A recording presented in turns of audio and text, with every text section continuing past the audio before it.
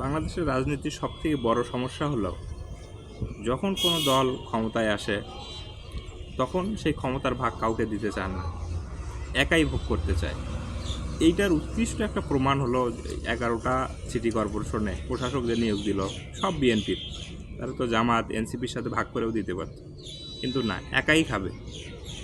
এই একা একা খাওয়ার বা একাই ভোগ করার প্রবণতায় তাদের সর্বনাশ ডেকে নিয়ে আসে। ব্যাপারটা তো গণতান্ত্রিক না। গণতন্ত্র মনে হচ্ছে মিলেমিশে সিদ্ধান্ত নেওয়া, মিলেমিশে কোনো কাজ করা।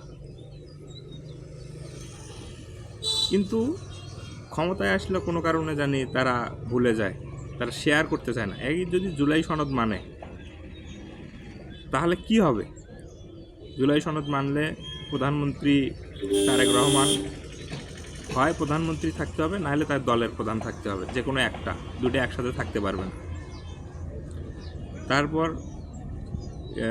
নির্বাচন কমিশনার নিয়োগে বিরোধী দলেরও একটা অংশগ্রহণ থাকবে। পিএসসিতে বিরোধী দলেরও একটা অংশ থাকবে, কিন্তু এখানে তারা অন্য দলকে সাথে নিতে চায় না, একাই পুরোটা খাবে, একাই ভোগ করবে। এই জিনিসটাই অগণতান্ত্রিক।